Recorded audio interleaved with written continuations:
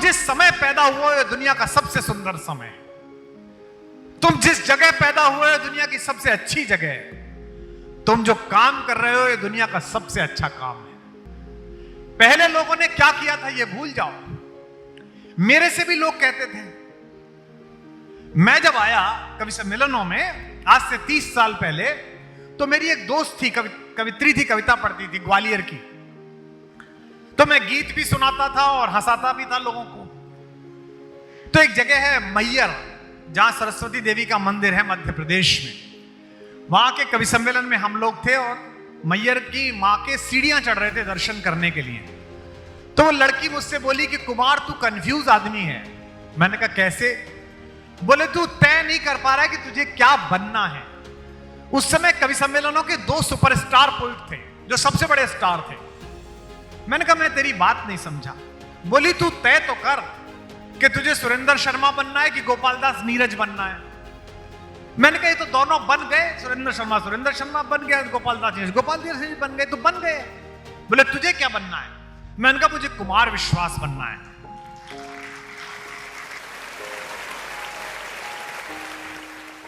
जोरदार तालियों से स्वागत हो जाए डॉक्टर कुमार विश्वास।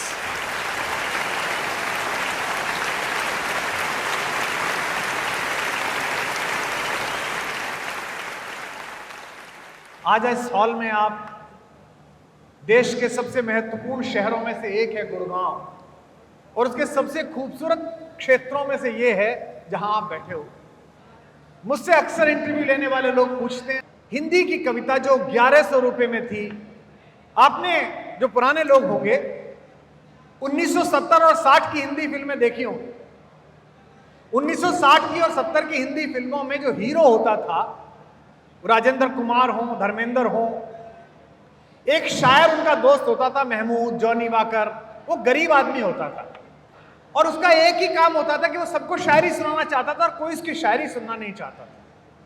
जब मैंने सन 2000 में ये काम शुरू किया कि मुझे सार्वजनिक रूप से कविताएं सुनानी हैं, तो मैंने उस दिन तय किया कि अब शायर चप्पल में नहीं घूमेगा, अब शायर तांगे में नहीं चलेगा, रिक्शे में नहीं चलेगा, अब शायर मर्सिडीज एस क्लास में चलेगा, चार्टर में चलेगा। और अगर लोगों का दूसरे का गाया हुआ दर्द बिक सकता है तो मेरी जी हुई आत्मा का दर्द महंगा बेचा जाएगा, ये मैंने तय किया होगा।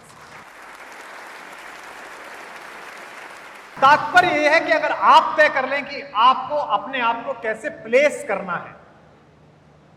मकान तो सब बना रहे हैं, फ्लैट तो सब बना रहे हैं, अलग अलग समूह के कई बिल्डर तो ये सामने बैठे हैं, लेकिन आप अपने प्रोडक्ट के बारे में तय कर लें, बनाने वाले आप और बेचने वाले जो पीछे बैठे हैं, कि हमारे बीच का सामंजस्य क्या है।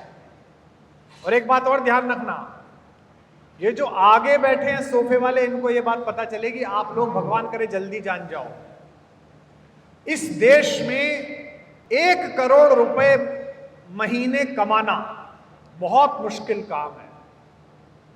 घुटने लग जाते हैं साहब। मैं गुजरा हूं इससे, इसलिए मुझे पता है, आप सब तो गुजरे हैं ही। बहुत मुश्किल काम है।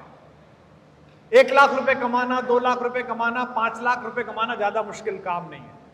1 करोड़ रुपए कमाना और नियमित रूप से कमाना मुश्किल काम है।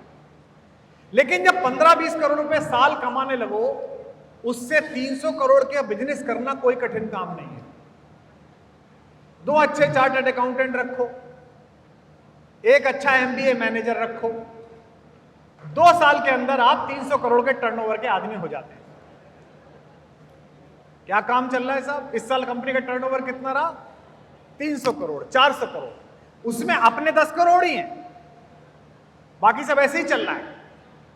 अब उस 300 करोड़ के बाद आदमी की जद्दोजहद शुरू होती है। कभी पैर, कभी चादर, कभी चादर, कभी पैर। प्रोजेक्ट जब आता है, जमीनें ली जाती हैं, इन्वेस्टमेंट होता है, तो चादर छोटी लगती है। प्रोजेक्ट जब बिकना शुरू हो जाता है तो चादर बड़ी लगती है। ऐसा लगता है कि अब तो मैं अमेरिका में काट दूं प्लॉट, यहां तो क्या लग रहा है भाई। इसी कश्मकश में 40-45 होने के बाद एक दिन शाम के खाने पे यहां थोड़ा दर्द होता है। शुरू में लगता है कि गैस हो गई, फिर दोस्त कहता है कि दिखा लो डॉक्टर को। तो डॉक्टर बताते हैं कि 2-3 नाली में कचरा जमा हो गया है। अब तेल छोड़ना पड़ेगा, चिंता छोड़नी पड़ेगी, स्ट्रेस छोड़ना पड़ेगा। यहां 50 आते आते जीवन में धर्म उतरना प्रारंभ होता है। फिर आप बच्चों से कहना शुरू करते हैं, बेटा हमने तो कर लिया, अब तो तुम लोग देखो आगे क्या हो सकता है। ये जो थकान है, सोच की थकान है, ये एक ही काम से दूर हो सकती है। उसे आज जीवन में उतार लोगे तो मैं दावा करता हूं कि आप थकान में नहीं आओगे। क्योंकि मैं इस हॉल में खड़ा होकर इसलिए कह रहा हूं कि मैं पिछले 35 साल से काम कर रहा हूं। 17 वर्ष की आयु में मैंने पहला कवि सम्मेलन पढ़ा था। आज मैं 54वें वर्ष में काम कर रहा हूं। खड़े होते समय उतनी ही एनर्जी रहती है जितनी आज से 34 साल पहले कवि सम्मेलन में थी, आज भी उतनी। और कोई नुकसान होने पर उदासी नहीं होती। मेरे 6, 7, 8 साल का कितना नुकसान हुआ है तुमसे बेहतर तो कोई जानता नहीं। लेकिन मेरा चेहरा देख लो और जो उस मलाई का फायदा चाट गए उनका चेहरा देख लो। मेरी प्रसन्नता देख लो और उनके दुख देख लो। मेरे सोशल मीडिया के नीचे तारीफें और आशीर्वाद देख लो और उनके सोशल मीडिया के नीचे गाली देख लो। सूत्र देकर जा रहा हूं, जिसकी मस्ती जिंदा है उसकी हस्ती जिंदा है।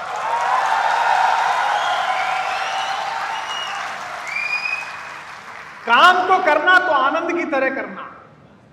मकान बनाना, मकान बेचना, फ्लैट बेचना तो ऐसे करना जैसे बैडमिंटन का मैच खेल रहे हो, जैसे घर पे बैठ के शतरंज खेल रहे हो, पत्नी ने पकौड़े बना दिए, 4 दोस्त आ गए।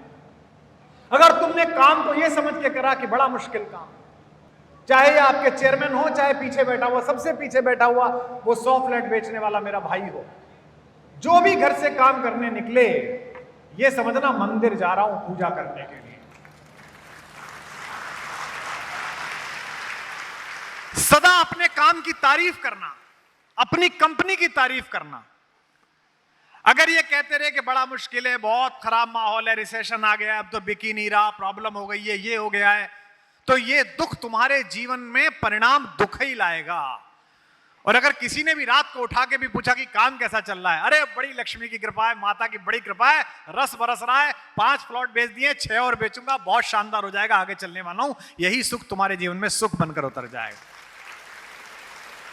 मुझे लोग मिलते हैं दुखी, मैं उनसे कहता हूं कि क्यों दुखी हो? मेरे काम को लेके मुझसे ज्यादा दुनिया दुखी है। एयरपोर्ट पे जाता हूं तो सीआईएसएफ वाला मुझसे कहता है, भाई साहब बड़ा बुरा हुआ, पार्लियामेंट में दिखने चाहिए थे आप। मैंने कहा जो दिख रहे हैं उन्होंने क्या कर लिया? हरियाणा का एक लड़का स्कूल में पढ़ता था, 4th क्लास में, एक दिन छुट्टी मार दी, अगले दिन गया तो अध्यापक ने कहा तू कल क्यों नहीं आया था? बोले गुरुजी कल मन नहीं था। अरे बोले कल भी आना चाहिए था। बोले हाँ गुरुजी नहीं आ पाया था। अरे बोले तुझे कल आना चाहिए था। लड़के को आया गुस्सा, बोले जो कल आए थे उन्हें कौन कलेक्टर बना लिया था ने? अरे आज पढ़ लूंगा। इतने दुखी लोग हैं। अब मैं कहता हूं जो चला गया, जो नहीं मिला, जिसकी संभावनाएं थी, जो हो सकता था, उसे गिनने के बजाय मैं गिनूं कि मुझे मिला क्या। पता नहीं लोग दुखी क्यों हैं। तुम जिस समय पैदा हुए हो दुनिया का सबसे सुंदर समय, तुम जिस जगह पैदा हुए हो दुनिया की सबसे अच्छी जगह है, तुम जो काम कर रहे हो ये दुनिया का सबसे अच्छा काम है। पहले लोगों ने क्या किया था ये भूल जाओ। मेरे से भी लोग कहते थे, मैं जब आया कवि सम्मेलनों में आज से 30 साल पहले, तो मेरी एक दोस्त थी, कवित्री थी, कविता पढ़ती थी ग्वालियर की, तो मैं गीत भी सुनाता था और हंसाता भी था लोगों को। तो एक जगह है मैयर, जहां सरस्वती देवी का मंदिर है मध्य प्रदेश में, वहां के कवि सम्मेलन में हम लोग थे और मैयर की मां के सीढ़ियां चढ़ रहे थे दर्शन करने के लिए। तो वो लड़की मुझसे बोली कि कुमार तू कंफ्यूज आदमी है। मैंने कहा कैसे? बोले तू तय नहीं कर पा रहा है कि तुझे क्या बनना है। उस समय कवि सम्मेलनों के 2 सुपरस्टार पोइट थे जो सबसे बड़े स्टार थे। मैंने कहा मैं तेरी बात नहीं समझा। बोली तू तय तो कर कि तुझे सुरेंद्र शर्मा बनना है कि गोपाल दास नीरज बनना है। मैंने कहा ये तो दोनों बन गए, सुरेंद्र शर्मा बन गया, गोपाल दास नीरज बन गए, तो बन गए। बोले तुझे क्या बनना है? मैंने कहा मुझे कुमार विश्वास बनना है। आज तो आपने ताली बजाई, लेकिन उसने मुझसे यह पूछा था ये क्या होता है कुमार विश्वास? एक ब्रांड तो तय करना पड़ेगा। आज वो मिलती है तो मुझसे कहती है कि हिंदुस्तान का हर कवि लगभग कुमार विश्वास बनने की कोशिश करता है, और जो भी कवि मुझसे पूछता है कि मैं आप जैसा बनना चाहता हूं, मैं उससे कहता हूं मेरे जैसा मत बन, मैं बन चुका, तू अपने जैसा बन, जो तू है। तो जितने लोग इस हॉल में बैठे हैं वो सब मॉडल हैं आने वाले कल के लिए, अगर खुद पर काम करना शुरू कर दें। जिन्होंने दुनिया में बड़ा काम करा है उनमें क्या सुरखाब के पर लगे हैं, उन्होंने क्या महत्वपूर्ण काम करा है। इस देश में जितने सबसे बड़े लोग हुए हैं पिछले कुछ समय में, उनकी जीवन जाके देखिए। मेरा सौभाग्य है कि मैं उनमें से कुछ लोगों के साथ मैंने जीवन का कुछ पल बिताया है। तुमसे और हमसे अतिरिक्त सामान्य पृष्ठभूमि में पैदा हुए, पर हरियाणा में बैठे हुए सारे लोगों, इस ग्रुप में बैठे हुए लोगों, मैं तुमसे यह कहने आया हूं, तुम सबके अंदर एक बजरंगबली है, एक हनुमान है। मैं जामवंत हूं जो उसे पहचान दिलाने आया हूं, तुम्हें याद दिलाने आया हूं। मैं जब भी कोई नया काम शुरू करता हूं, मेरे पिताजी मेरी पत्नी से पूछते हैं कि अब क्या परेशानी है इसे। मेरे पिताजी को मुझ पर सदा शंका रहती है कि यार ये पता नहीं क्या करेगा। मैंने अभी पिछले दिनों, कोरोना के दिनों में जो जो काम किया आपने देखा होगा, 2500 जगहों पर कोविड सेंटर खुलवाए। उसी बीच मैंने अपने फार्म हाउस पर एक फिल्म लिख दी। तो मेरे पिताजी ने मेरी पत्नी से पूछा, इतनी पॉपुलैरिटी मिल गई है, इतनी लोकप्रियता है सब दुनिया में, और क्या चाहता है। मेरे दोस्त भी पूछते हैं कि क्या चाहता है, हिंदी के कवि को और क्या चाहिए। मैं कहता हूं कि ब्राजील के बीच पर, समुद्र तट पर, जिस दिन ब्राजीलियन लड़कियां सनबात करती हुई कोई दीवाना कहता है गा रही होंगी, उस दिन मैं मानूंगा कि मैंने आधा काम कर दिया। और आपने देखा कि तंजानिया में कुछ लोग गा रहे थे, वीडियो बड़ा वायरल हुआ। फिलीपींस में कुछ बच्चे गा रहे थे, बड़ा वायरल हुआ। यानी कि आपकी महत्वाकांक्षा की कोई सीमा नहीं होनी चाहिए। पर हां, इस बीच एक बात और ध्यान रखना, एक शब्द है महत्वाकांक्षा, एम्बिशन, और एक है ग्रीड, लालच। महत्वाकांक्षा अनंत रखना और लालच जीरो रखना। हमने उल्टा कर दिया है, हमारा लालच बढ़ गया है, महत्वाकांक्षा जीरो हो गई। हमको लगता है इसी में कम जाए, इसी में हो जाए, यहीं से निकालना। नहीं, ये मत करो। आप अपनी महत्वाकांक्षा को तो आकाश पर रखना, अपने लालच को जीरो रखना। क्योंकि जो आप नहीं देखते वो ईश्वर देखता है, वो भाग्य देखता है। मैं अपने जीवन में जनता की नजरों में 3 बार 3 जगहों से पराजित हुआ हूं, और 2 बार जब पराजित हुआ, 3 बार जब पराजित हुआ, तीनों बार उन पराजयों ने मुझे ज्यादा बड़ी चीजें दिलाई। इसलिए अगर कोई नुकसान हो जाए आप लोगों, कोई प्रोजेक्ट फेल हो जाए, किसी में आपकी रिकवरी कम आए, तो यह समझना कि भगवान आपको किसी बड़ी चुनौती के लिए तैयार कर रहा है। दोस्तों, चाहे आगे आपके चेयरमैन बैठे हो, चाहे पीछे आपके यहां का सामान्य कर्मचारी बैठा हो, चाहे मेरी व्यवस्था में लगे हुए साथी जो मुझे लेके आए वो बैठे हो, एक बात ध्यान रखना, कितने भी बड़े पद के हो और कितने भी बड़े ज्ञान के हो, जिस संस्थान में काम कर रहे हो उससे बड़े नहीं हो। अगर उससे बड़े बनने की कोशिश की तो संस्थान छोटा रह जाएगा और तुम समाप्त हो जाओगे।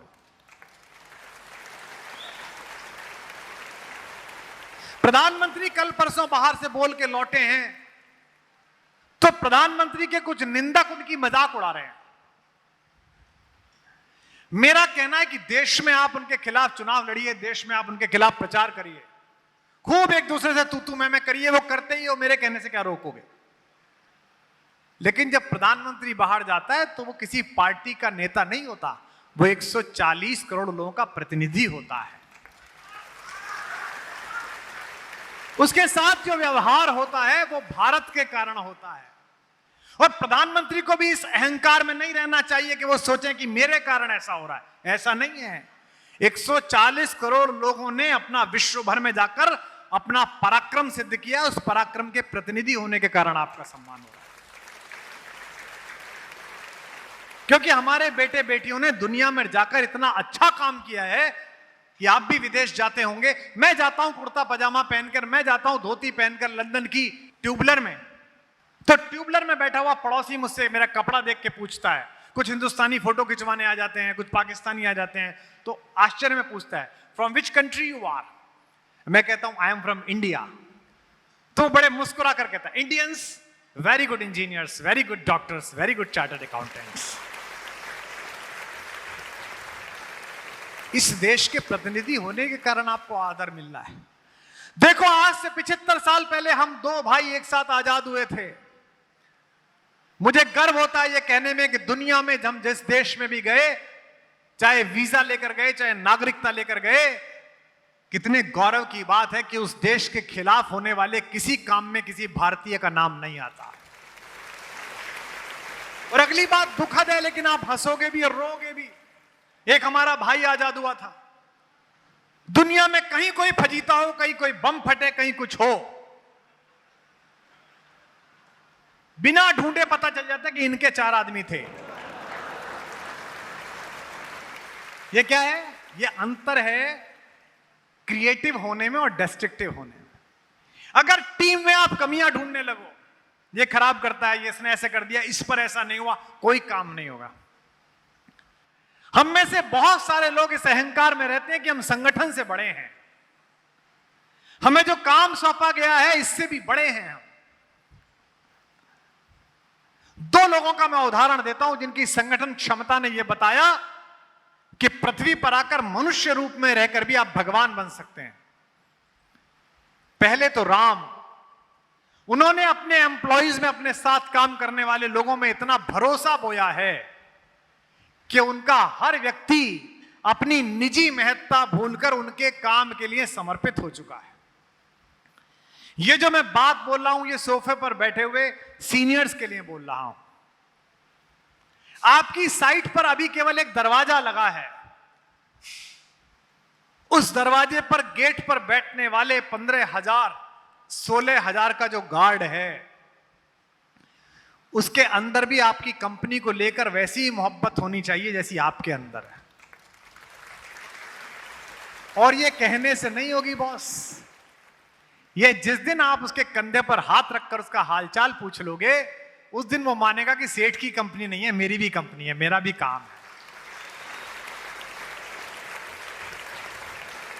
अब एक टीम, भरोसा करना, जिसको जो काम सौंप दिया, सौंपने वाला उस पर भरोसा करे और करने वाला उसे ऐसा करे कि मुझे करके ही देना है। सबसे बड़े टीम बिल्डिंग का काम मैं देखता हूं, एक 15 साल का लड़का है ब्रज में, इंद्र ने बारिश कर दी, इतनी ज्यादा बारिश हो गई कि पूरा ब्रजमंडल डूबने लगा। उस 15 साल के युवक ने अपने साथ के सारे युवकों को इकट्ठा किया और ब्रजमंडल की अकेली पहाड़ी के ऊपर डिजास्टर मैनेजमेंट का एक ऐसा उदाहरण प्रस्तुत किया कि पूरा ब्रज वहां चौमासे में 5 महीने जाकर बैठ गया, पानी को उतरना पड़ा और इंद्र को हारना पड़ा। इस कहानी का मतलब क्या है?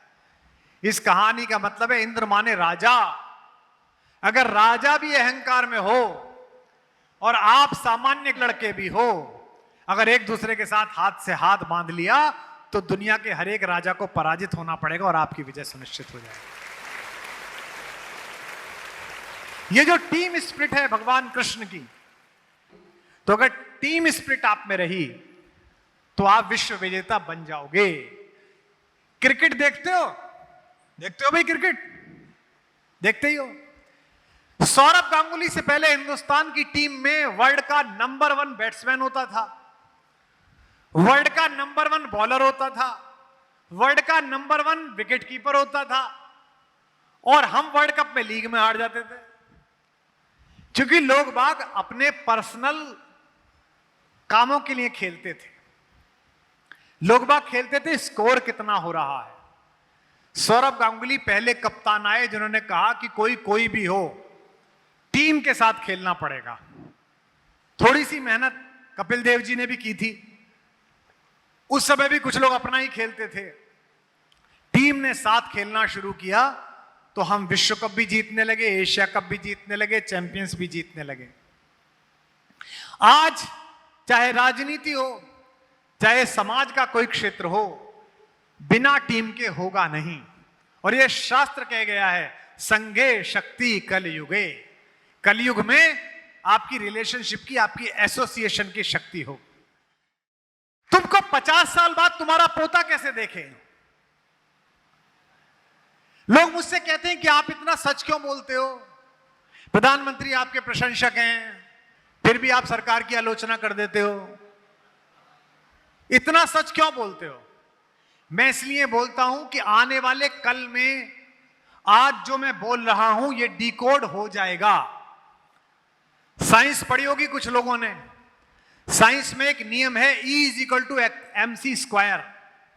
हालांकि यह पहले हमारे शास्त्र में था। ऊर्जा न पैदा की जा सकती है, न नष्ट की जा सकती है, वो केवल रूपांतरित की जा सकती है। यानी कि जो भी पृथ्वी पर बोला गया है वो एनर्जी है। वो कहीं ना कहीं तो पड़ी होगी आसमान में कॉस्मिक रेज के साथ। और अमेरिका इस पर काम कर रहा है 20 साल से। आवाजें सुनी गई हैं, उन आवाजों को साथ मिलाने का क्रम जारी है। मैं रहूं या ना रहूं, मेरे रहते या मेरे बाद, आपके रहते आपके बाद, ये सारी आवाजें डिकोड हो जाएंगी। जो छोटे बच्चे यहां सुन रहे हैं 20 के आसपास के, वो अपने जीवन में भगवान श्री कृष्ण का गीता ज्ञान उनकी आवाज में सुन पाएंगे। ये तय बात है। साइंस पहुंच चुकी है, यहां तक आने ही वाली है। शुरू में अलग अलग अक्षर मिलेंगे, बाद में जोड़े जाएंगे, फिर एक सिचुएशन आ जाएगी, फिर कोई आपका छोटा सा मोबाइल नुमा कोई चीज आ जाएगी कि डाला सॉफ्टवेयर और पकड़ लिया। उस समय पूछा जाएगा कि कौन सच बोल रहा था। क्या सचमुच ऐसा कहा था कृष्ण ने? क्या सचमुच ऐसा कहा था गांधी ने? और फिर इतिहास नए सिरे से लिखा जाएगा। जो आज इतिहास के हीरो हैं, हो सकता है वो विलेन बन जाएं, और जो विलेन है वो हीरो बन जाएं। मैं रोज सच इसलिए बोलता हूं कि 200 साल बाद जब मेरी बात डिकोड करके सुनी जाए तो मेरे वंश में पैदा होने वाला 5 पीढ़ी बाद का बच्चा कहे कि हमारे खानदान में यह आदमी था, ये सच बोलता था, सच्चाई के साथ था, इसने ये बात बोली। तो आज आप जो कुछ भी काम कर रहे हो, ये 100 साल बाद आपकी पीढ़ियां आपसे बात करेंगी, आपके बारे में चर्चा करेंगी। तो आप ये लोग तो सुधारो, परलोक भी सुधारो। भाई किसी को पता नहीं है मरने के बाद कहां जाना है। एक ही बात पता है कि आप यहां रहने हो। जितने लोग चिंतित हैं, मुझको लंदन में एक सज्जन मिले, हमारे एक मित्र हैं, वो मिले मुझसे बोले कि कहते में भी शर्म आ रही है, आपसे एक बात पूछनी है। मौत से बचने की क्या तरकीब है, आप बताइए। पैसा कमा लिया है, चार्टर प्लेन ले लिए हैं, दुनिया भर में महल बना लिए हैं, लेकिन मन कर रहा है कि 85 साल 185 साल हो जाए। मैंने उनसे कहा आपकी छोड़िए, ये तो रावण की नहीं हुई, किसी की नहीं हुई, अकबर की नहीं हुई। एक तरकीब है। बोले क्या? मैंने वो तरकीब उन्हें बताई, आपको बता रहा हूं, आपको ठीक लगे तो बताना। मौत से बचने की एक तरकीब है। मौत से बचने की एक तरकीब है। दूसरों की सोच में जिंदा रहो। अगर आपका पड़पोता कोई अच्छा काम करते हुए यह कहता है कि बाबा ऐसा कहते थे, जब जब वो अच्छा काम कर रहा है तब तब बाबा जिंदा हैं। अगर आपकी बेटी की बेटी की बेटी ये कहती है कि हमारी परनानी ऐसा कहती थी, आप जा चुकी हैं, आपका हीरा जा चुका है, आपका सोना जा चुका है, आपकी बनारस से आई 3-3 लाख की साड़ियां खत्म हो चुकी हैं, लेकिन आपका संस्कार जिंदा है। सिग्नेचर के फ्लैट में रहते हुए सेठ जी अगर 50 साल बाद रहने वाला आपके दरवाजे को हिलाते हुए कह दे कि यार पता नहीं कौन आदमी था, ऐसा दरवाजा लगा के गया है कि आज तक नहीं बदलना पड़ा, तो आपका काम हो सकता है बदल जाए, लेकिन आप जिंदा रहेंगे उसकी प्रशंसा में, उसकी तारीफ में। तो टीम बिल्डिंग, सच्चाई, ईमानदारी और एक ये मानना कि मैं जिस काम के लिए भगवान ने चुना हूं वो दुनिया का सबसे अच्छा काम है, दुनिया का सर्वश्रेष्ठ काम है। आपके पास तो शिकायत का कोई मौका भी नहीं है। मैंने आपको शुरू में भी बोला, फिर बोल रहा हूं, दुनिया के सबसे संभावनाशील देश में आप इस समय हो। दुनिया के दूसरे देशों में मैं जाता हूं, वहां के एम्बेसडर से भी मिलता हूं, इतनी ज्यादा उम्मीद किसी देश से नहीं लगा रखी जितनी आपसे लगा रखी है। आपसे सबसे ज्यादा उम्मीद है, और आप कितनी बड़ी ताकत बन गए हो इस बात का अंदाजा आप इससे लगाओ कि चलते हुए रॉकेटों के बीच में, जलती हुई मिसाइलों के बीच में, चलती हुई तोपों के बीच में दो देशों की सेनाएं आमने सामने जूझ रही हैं, लेकिन एक हिंदुस्तान का लड़का तिरंगा निकाल के दिखा देता है तो दोनों देशों के सैनिक यूक्रेन और रूस वाले रास्ता दे देते हैं कि चले जाओ। ये छोटी मोटी बात है क्या? आप पड़ोस का देश देख लो, आटे की समस्या हो रही है। जो पहले प्रधानमंत्री था उसकी क्या हालत की जा रही है उसका तय भी नहीं है। तो आप सबसे अच्छे समय में पैदा हुए, जिस युग में हम हुए वही तो अपने लिए बड़ा है। देखो तुम्हारे आगे कितना कर्म क्षेत्र पड़ा है। हमको ऐसा लगता है कि भारत में क्या कर लेंगे, लेकिन आप जनरेशंस देखिए। मेरे पिताजी 9 मील पैदल चल के स्कूल जाते थे, मैं शायद 1 किलोमीटर पैदल चल के स्कूल जाता था। मेरी बेटी ने कॉलोनी के उस मोड़ से गाड़ी पकड़ी तो उसे भी वो कहती है लाइफ में बड़ा स्ट्रगल था। तो स्ट्रगल के माने बदल रहे हैं। तो आप दुनिया के सर्वश्रेष्ठ जगह पे सर्वश्रेष्ठ लोगों के साथ बैठे हुए, ये आपका सौभाग्य है, ये आपकी अच्छी बात है। और इसको जानने के लिए आपको किसी MBA की जरूरत नहीं है। आपके घर में जो आपके माँ, आपकी दादी, आपके पिताजी, आपके बाबा जो रामचरितमानस पढ़ रहे हैं, जो गीता पढ़ रहे हैं, उसे ही आप पढ़ना शुरू कर दो तो आपको पता लगेगा सब कुछ यही है। अगर आप श्रम करेंगे, सच्चाई के साथ काम करेंगे, मेहनत के साथ काम करेंगे, अगर सत्य के साथ काम करेंगे, तो हो सकता है कि समय लग जाए लेकिन न्याय आपके साथ होगा। बस आपको धैर्य नहीं छोड़ना है। हम बहुत जल्दी अधीर हो जाते हैं कि अब क्या करें, अब क्या करें, अब क्या करें, तो निकल ही नहीं रहा है। आपको धैर्य नहीं छोड़ना, वो निकलेगा। अगर सफलता पानी है तो 3 बातें रखना। पहली, पेशेंस, धैर्य रखना कि समय आएगा तुम्हारा भी। दूसरी, प्रेजेंस, अपने आप को दिखाते रहना काम में, घर मत बैठना, उदास मत होना, ऑफिस में बंद मत हो जाना, डिप्रेशन में मत आ जाना। और तीसरा, परसुएंस, मैं कैसी नौकरी चाहता हूं, कैसी कंपनी चाहता हूं, ये खुद से और दुनिया से कहते रहना। ये 3 बातें, 3 P मिल गई तो सिग्नेचर की प्रोसेस कोई रोक नहीं सकता। इसीलिए मैं बार बार कहता हूं कि रामचरितमानस पढ़ो। एक अपॉर्चुनिटी छिन जाने पर रोने लगते हो आप लोग। IIT में पहले 100 में रैंकिंग नहीं आई तो कोटा में बच्ची आत्महत्या कर लेती है।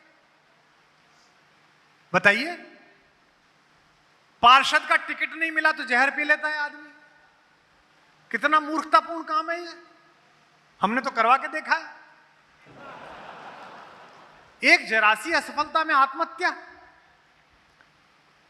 और सोचिए कि जिस युवक को 16 वर्ष की उम्र में पूरी दुनिया का शासन मिलना था,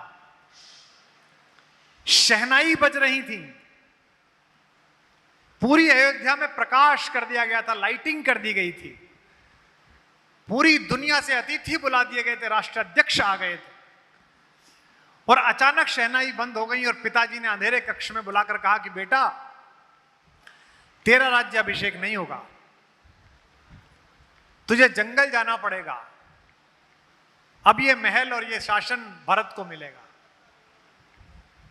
उस एक व्यक्ति ने अगर उस दिन अपने पिता का विरोध किया होता और कहा होता ऐसे कैसे चल जाएगी, ये क्या गुंडागर्दी है, हक मेरा बनता है, मैं तो कोर्ट जाऊंगा, वो कुछ भी होते, राम ना हो पाते।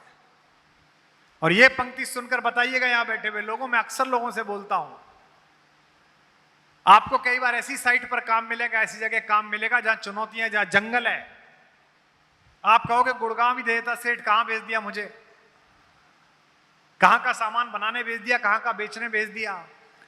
राम जब तक अयोध्या में थे तब तक केवल युवराज राम कहलाए, और जब जंगल जंगल भटक कर 14 साल बाद लौटे तो भगवान राम कहलाए।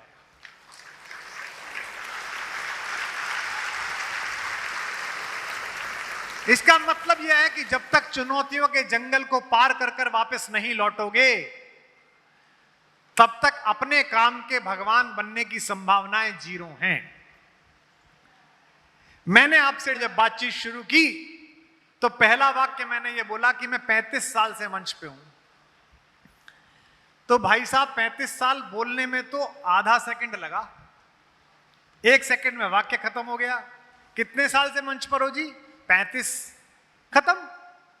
पर 35 साल 35 ही थे, सब में 365 दिन थे, सब में 365 रात थी और सब में 365 तरीके की चुनौतियां थी। उतना ही समय लगा, उतना ही संघर्ष लगा, उतने ही आंसू लगे। जो कविताएं मैंने आंसू बरसाते हुए लिखी थी वो मैंने मुस्कुराते हुए सुनाई और खिलखिलाते हुए उनसे पैसा और शोहरत कमाई। एक समय आता है जब आपके ऐब, आपकी गलतियां भी लोगों में आपके हीरोइक स्टेटमेंट बन जाते हैं। अमिताभ बच्चन पर बात करते हुए क्या कहते हैं? पहली 11 फिल्में फ्लॉप हो गई थी। अमिताभ जी कहते हैं मेरी पहली 11 फिल्में फ्लॉप हो गई थी। क्यों? क्योंकि 11 फिल्में फ्लॉप होने के बाद उन्होंने 12वीं फिल्म जंजीर पाने के लिए मेहनत बंद नहीं करी।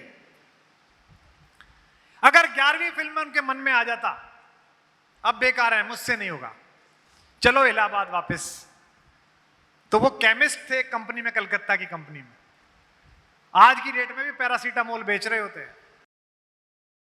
अमिताभ बच्चन ना होते। मराठी के एक प्रोफेसर साहब का लड़का जो मराठी में एक कॉलेज में पढ़ाते थे बंबई में, वो 10वीं क्लास में फेल हो गया। क्यों? क्योंकि क्रिकेट खेलता था। और पिता ने कहा फेल कैसे हो गए बेटे? बोले जी पढ़ाई से ज्यादा क्रिकेट में ध्यान है। पिताजी ने उसको एकेडमी ज्वाइन करा दी। उस समय के सबसे अच्छे टीचर आचरेकर साहब का स्टूडेंट बना दिया। आज आप जाइएगा महाराष्ट्र, मराठी में 10वीं क्लास में एक किताब है हमारे आदर्श, मराठी भाषा में, उसमें 8वें नंबर पर उसी 10वीं फेल लड़के का फोटो छपके उसके बारे में लिखा हुआ है, नाम है सचिन रमेश तेंदुलकर।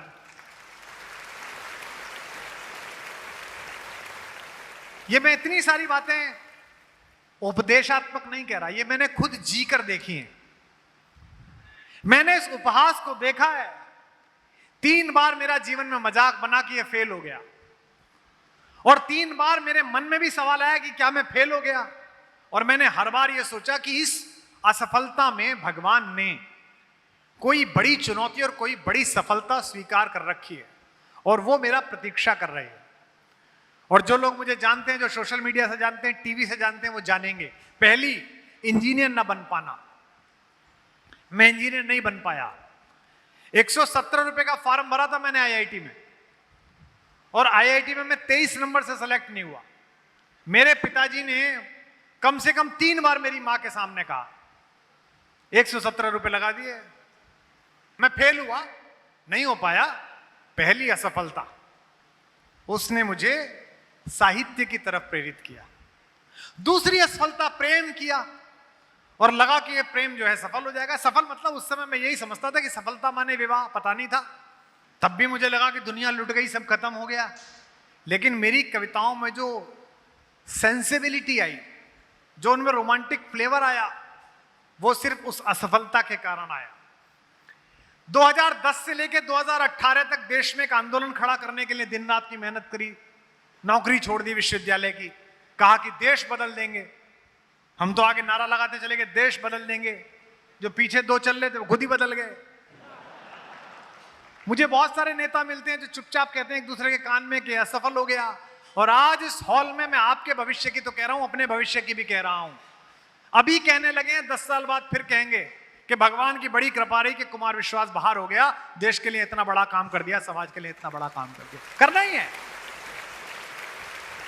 अगर कोई चीज असफल हो जाए, कोई प्रोजेक्ट असफल हो जाए, तुमसे कोई काम ना हो पाए, तो समझना कि पूरे मन से कोशिश नहीं हुई और भगवान ने इससे बड़े काम के लिए तुम्हें सुरक्षित रखा है। अब उसकी तैयारी करनी है। इस हॉल में बैठे हुए सारे लोगों, मुझसे वादा करो कि आज आप अपने इस स्थापना दिवस पर इकट्ठे हुए हो, आज के सही 5 साल बाद जो स्थापना दिवस होगा, जहां टर्नओवर आज खड़ा है, इसके कम से कम 50 गुना से कम हुआ तो आप अपराधी हो, और ज्यादा हुआ तो मैं विजेता हूं। हमारी विजय तब है क्योंकि एक स्थिति के बाद इस पैसे का इन्हें तो कुछ करना नहीं, तुम्हें भी नहीं करना। 10-12 सब जानते हैं। पहले लगता था कि साहब वो घड़ी विदेश से ले आओ, चप्पल विदेश से ले आओ, अब कुछ नहीं है। अब तो 10-12 करोड़ कमाओ, वही जीवन जियोगे तो 10,000 करोड़ जीने वाला जी रहा है। सोने का बिस्कुट थोड़ी खाओगे, और बल्कि जिस पे नहीं है वो ज्यादा अच्छा खा रहा है। जिस पे है उससे पूछो, आलू मत खा, चीनी मत खा, है ये मत पी, कोलेस्ट्रॉल ऊपर है कि नीचे है, शुगर हो गई कि ये हो गई। रोटी में भी सीधी रोटी नहीं खाई जा रही, इसमें चना मिला ले, सोयाबीन मिला ले, ओट मिला ले, बाजरा मिला ले, 8 तरह के अनाज पीस के खाए जा रहे हैं। इसका मतलब अपने लिए तो नहीं जी रहे हो। किसके लिए जी रहे हो? जो इस कंपनी में काम करने वाले 5,000 10,000 लोग हैं, उनके लिए जी रहे हो। अपना तो हो चुका। सोफे पर बैठे हुए लोगों, तुम्हें जो कमाना था तुमने कमा लिया, अब यहां से आगे भगवान का काम कर रहे हो। इसलिए जिस आत्मा के साथ केदारनाथ में जाके माथा झुकाते हो ना, उसी आत्मा के साथ अपने केबिन में बैठकर इस कंपनी के लिए काम करना। यही सोच के काम करना कि भगवान के काम के लिए आया हूं। यह देश सरकारों से नहीं बना, यह देश नेताओं और पार्टियों से नहीं बना, यह देश मेरे और आपके जैसे लोगों ने बनाया। इसे मैं कहता हूं एकात्म पराक्रम। हमने अकेले ने पराक्रम किया। कोई मराठी के प्रोफेसर का लड़का बल्लेबाज बन गया, कोई ओमान के पेट्रोल पंप पर पेट्रोल भरने वाला एक गुजराती आया, वो धीरूभाई अंबानी बन गया, कोई बड़नगर स्टेशन पे अपने बाप की चाय के कप पकड़ाने वाला लड़का देश का प्रधानमंत्री बन गया, कोई मठ में सुबह दोपहर शाम गोरख मंदिर में पूजा करने वाला एक योगी प्रदेश का मुख्यमंत्री बन गया, संघ की शाखा लगाने वाला एक प्रचारक आपके हरियाणा का मुख्यमंत्री बन गया, एक सामान्य अध्यापक का 5वां बच्चा कवि कुमार विश्वास बन गया। ये सब सरकारों की योजनाओं के काम नहीं थे, अकेले एक आदमी ने मेहनत की। उन्होंने नोएडा में खड़ा कर दिया, उन्होंने गुड़गांव में खड़ा कर दिया। पूरा भारत पड़ा हुआ है। देश के सारे सी कैटेगरी के शहर ए होना चाह रहे हैं। पूरा कंट्री प्रतीक्षा कर रहा है। कोई जगह छोटी बची ही नहीं है। हर शहर में नेटफ्लिक्स है, हर शहर में बड़ी गाड़ियां हैं, हर शहर में 5G पहुंच गया है, हर शहर में इनके साथ जो व्यसन होते हैं वो भी पहुंच गए हैं, और लोगों की घर में रहने की जो शौक है वो बढ़ गया है। जितना एक अच्छा मकान नोएडा में ये बैठे हैं बनाने में, जो कि मैंने बनाया इसलिए बताया, नोएडा में अच्छा मकान बनाने में जितने पैसे एक रायचंद लेता है, रायचंद जानते हो रायचंद? आर्किटेक्ट, वो रायचंद है। वो बताता है कि इधर से ऐसा होना चाहिए, इधर से ऐसा होना चाहिए। उसका अपना एक्सीलेंस है, उसकी अपनी कारीगरी है। वो एकदम सही बताता है, खुद में कभी नहीं बनाना चाहिए, उसी के काम से बनाना चाहिए। क्योंकि पहले तो आदमी ऐसे ही बना लेता था, इधर बाथरूम निकाल दे, खराब बनता था घर। जितने पैसे एक बनाने की राय देने वाला आर्किटेक्ट लेता है, उतने में आज से 10 साल पहले पूरा मकान बनता था। अगर आपको अच्छा घर बनाना है 10-20 हजार स्क्वायर फीट का, तो उसमें जितने पैसे आर्किटेक्ट आपसे लीगल ले लेता है, वेंडर से ना भी ले तो भी उतने पैसे में घर बन जाता था। यानी कि लोगों की अफोर्डेबिलिटी बढ़ गई है। लोग तेजी से लोअर मिडिल क्लास से मिडिल क्लास में आ रहे हैं, और मिडिल क्लास से अपर क्लास में आ रहे हैं, अपर से हायर अपर क्लास में जा रहे हैं, और हायर अपर क्लास में फिर लोन लेके विदेश भाग रहे हैं। ये पूरा सिस्टम है। किस संस्कार और परिवेश से हिंदुस्तान के लोग निकले थे, और इन बड़ी राजनीति में बैठे हुए लोगों ने, इन बड़े जिसे कहते हैं व्यसनी लोगों ने, लालची लोगों ने देश का मानक बदल दिया साहब। गांव में बूढ़ा मरता था, गरीब बूढ़ा 80 साल की उम्र में, बड़े बेटे को कान के पास बुला के फुसफुसाते हुए कहता था, 15 रुपए महेंद्र के भैया उसके दे दियो। बोलता था 30 रुपए बागपत वाले फूफा जी के उनके दे देना। फल वो ये चाहता था कि किसी का एक पैसा लेकर मैं मर ना जाऊं। मुझे कहते हुए इस बात पे रोमांच हो रहा है, मैं भावुक हो रहा हूं। हम इस संस्कृति से चले थे जहां मरने वाला बूढ़ा भी बुढ़िया भी कह के जाती थी, बुढ़िया कह के जाती थी बहुओं से कि लाली तेरी मौसी की जो बहू है उससे मैंने एक बार साड़ी ले ली थी, वो मेरे साथ चली आई थी, उसकी साड़ी वापस कर दी हो। ये हमने संस्कार बनाया था। और आज जो जितना ज्यादा पैसा मार ले सरकार का, वो उतना ज्यादा महान, वो उतना ज्यादा अच्छा। तो ये जो वायरस है, चरित्र का वायरस, ये जो नुकसान करेगा ये कोरोना भी नहीं कर सकता। क्यों? क्योंकि कोरोना तो शरीर को ही मारता था, ये तो आत्मा को मार देता है। ये जो लालच आया है कि जो तिरंगा लेकर चले थे वो दारू की बोतल लेकर मिले, ये क्यों आया है? सोचो आप, इसमें ऐसा क्यों आया होगा? मैं तो बचपन से साथ हूं, क्योंकि बचपन में इनको ईमानदार बनाने में, इनकी परवरिश में कोई कमी रह गई होगी। माताजी मंच पे आई, मैं आपको बताता हूं, मैं जब छोटा था माताजी, तो मैं एक अंग्रेजी स्कूल में पढ़ता था। हमारे कस्बे में पहली बार अंग्रेजी स्कूल खुला। अंग्रेजी स्कूल मतलब good morning madam, good evening madam, है ना। घर पे आके बच्चा शटअप बोलने लगे तो अंग्रेजी स्कूल में पढ़ रहा है। हाँ, पहले सब टाट पट्टी वाले में पढ़ते थे, हम पहले अंग्रेजी स्कूल में भेजे गए। तो उन दिनों रबड़ जो आती थी वो नटराज की आती थी, लेकिन एक नई रबड़ आई थी जो प्लास्टिक के छोटे छोटे पशु पक्षियों के बीच में रख के आती थी। देखी होगी शायद कुछ लोगों ने, गैंडे के बीच में, हाथी के बीच में, जिराफ के बीच में। मेरे को वो रबड़ बड़ी पसंद थी, तो मैंने अपनी माँ से कहा कि दूसरी क्लास में था मैं, कि मुझे रबड़ दिला दो। 5 भाई बहन, 2 बुआ रहती थी घर पे, एक चाचा पढ़ता था, एक तनख्वाह, कम में काम चलाना होता था। तो मेरी माँ ने कहा नहीं ये बहुत महंगी है। 2 रुपए की थी वो रबड़, और नटराज की रबड़ 15 पैसे की आती थी। उन्होंने कहा इसी से काम चलाओ, मिटाना ही तो है। नहीं मिली। 2-3 दिन बाद मैंने मेरी ही डेस्क पर बैठने वाले एक लड़के की रबड़ चुरा ली और मैं उसे घर ले आया। शाम को होमवर्क के लिए बैठा तो रबड़ दिखाई दी, हाथी के बीच में रबड़। तो मेरी माँ ने मुझसे पूछा ये क्या है? तो जब आप चोरी करते हैं तो फिर बहाना ढूंढते हैं, एक अपराध करिए तो दूसरा फिर करिए।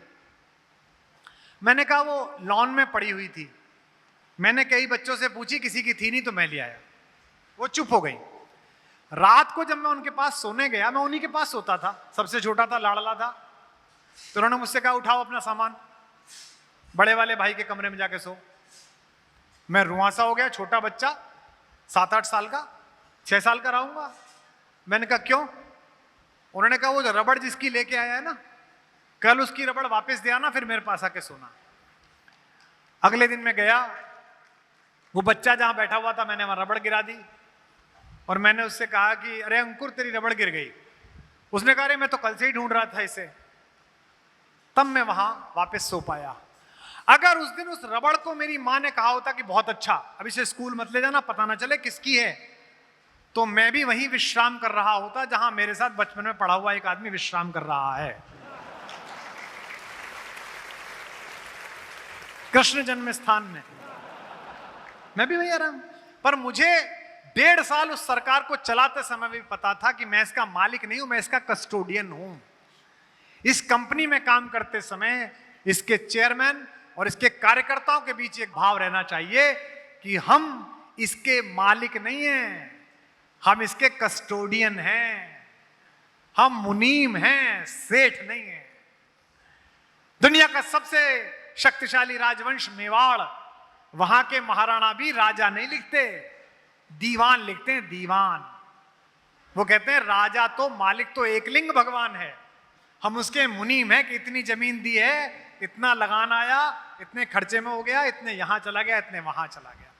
तो यहां बैठे हुए लोगों, पिछले 1.5-पौने-2 घंटे में मैंने जो बात बताई, उनका हल केवल तभी निकल सकता है जब आने वाले कल में इस देश का जो नया सपना, इस देश की सरकार, प्रधानमंत्री, पूरे देश के सारी पार्टियों के लोग, सिद्धहस्त लोग, धार्मिक लोग, सामाजिक लोग देख रहे हैं।